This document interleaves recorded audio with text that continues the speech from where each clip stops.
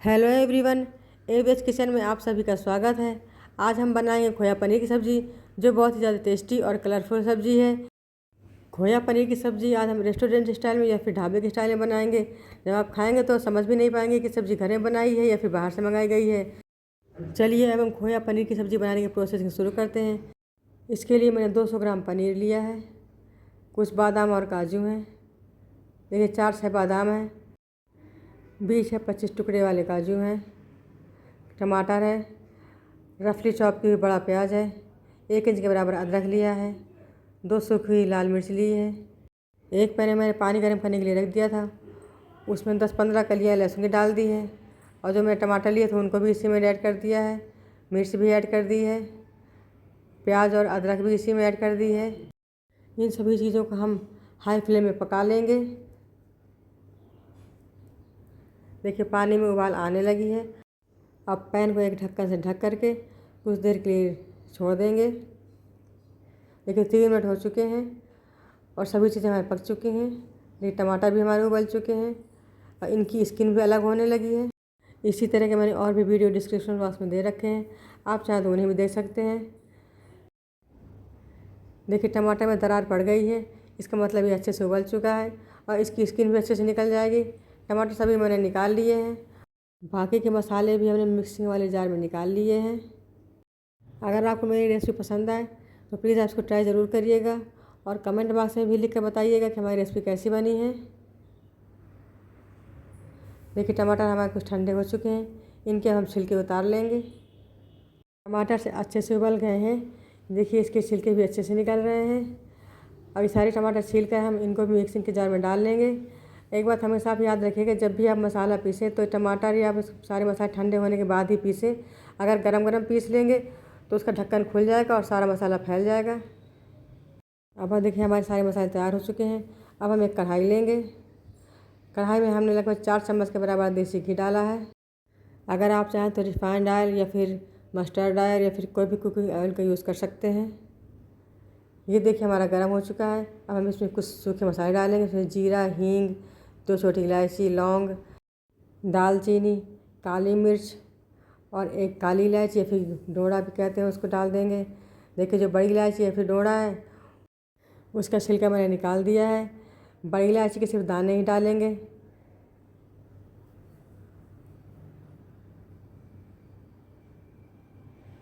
ये देखिए मैंने बड़ी इलायची छील ली है, इसके दाने निकाल के इसमें ऐड कर दिए हैं। 2 हरी मिर्च बीच से तोड़ के ऐड करेंगे। 2 तेज़पत्ता बीच से तोड़ के ऐड कर देंगे। देखिए एक पत्ता ज़्यादा बड़ा, उसको मैंने बीच से तोड़ दिया है। ये जो हम सूखे और खड़े मसाले सब्ज़ी में फ्राई करने में ऐड करते हैं तो इनका फ्लेवर बहुत ज़्यादा अच्छा आता है। देखिए जो मैंने तैयार किया था मसाला पीस करके, उसको भी मैंने इसमें ऐड कर दिया है। टमाटर, प्याज, लहसुन, अदरक सभी इसमें पीस करके डाल दिए हैं। इन सभी चीज़ों को हम अच्छे से पका लेंगे।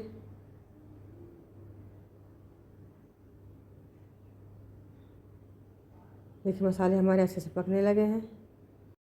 इस तरीके से मसाले पकाते समय छींटे बहुत पड़ते हैं, इसलिए हम इसको कुछ देर के लिए ढक देंगे।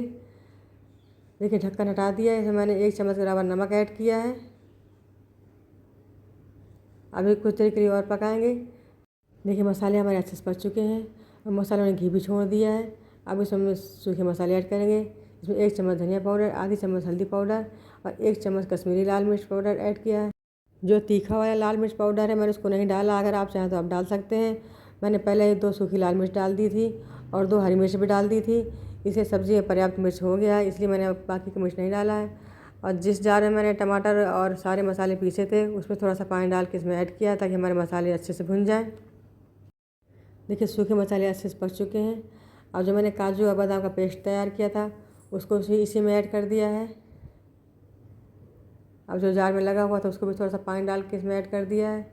अब सभी को अच्छे से मिक्स करके पका लेंगे।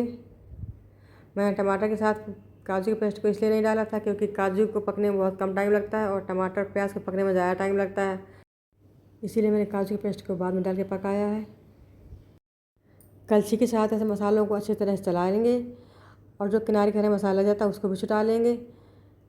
अब बराबर हमें मसाले चलाते रहना है, सभी तरफ से अच्छे से चलाते हुए मसाले हमें अच्छे से पका लेना है। देखिए मसाले हमारे अच्छे से पक चुके हैं। और मसालों ने ऑयल भी छोड़ दिया है। अब हम इसमें आधा गिलास दूध ऐड करेंगे। अगर कप के नाप से कहें तो लगभग 1.5 कप दूध ऐड किया है इसमें। खोए पनीर की सब्ज़ी में दूध ऐड करने से सब्ज़ी का जो टेक्सचर है वो बहुत ही अच्छा बन जाता है।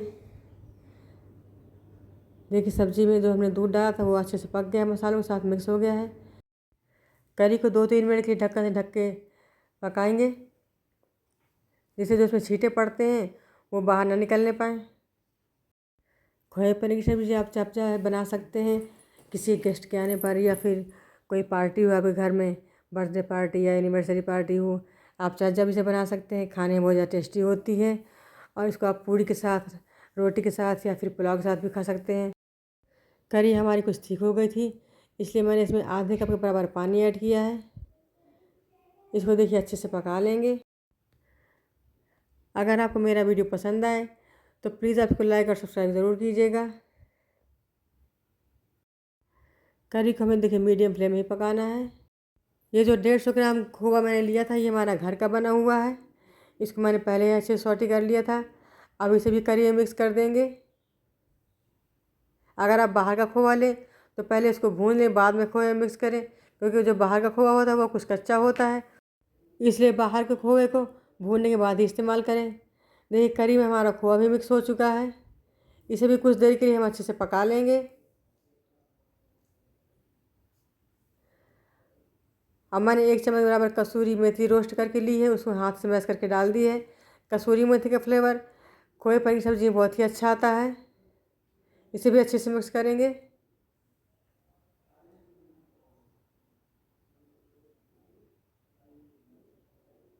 और जो मैंने पनीर कट करके लिया था उसे भी करी में ऐड कर देंगे। देखिए पनीर भी मैंने पूरा इसमें ऐड कर दिया है। अब सभी चीज़ों को अच्छे से मिक्स करेंगे और 2 मिनट के लिए हम लीड से ढक देंगे इसको। देखिए 2 मिनट हो चुके हैं और करी भी हमारी पक चुकी है, सब्ज़ी भी तैयार हो चुकी है। जो मैंने इसमें तेज़ पत्ते डाले थे उनका फ्लेवर सब्ज़ी में आ चुका है, इसीलिए मैंने सब तेज़ पत्ते हटा लिए हैं। कुछ हरे धनिया के पत्ते डाल के सब्ज़ी को गार्निश कर दिया है। अब देखिए सब्ज़ी हमारी तैयार हो चुकी है। अब इसे हम सर्व करेंगे।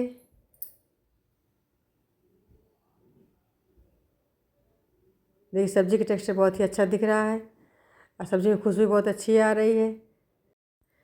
देखिए सब्ज़ी हमारी बिल्कुल परफेक्ट कंप्लीट हो चुकी है। इसी तरह की सब्ज़ी आप भी अपने घर में बनाइए और आप खाइए और सबको खिलाइए और सेहतमंद रहिए।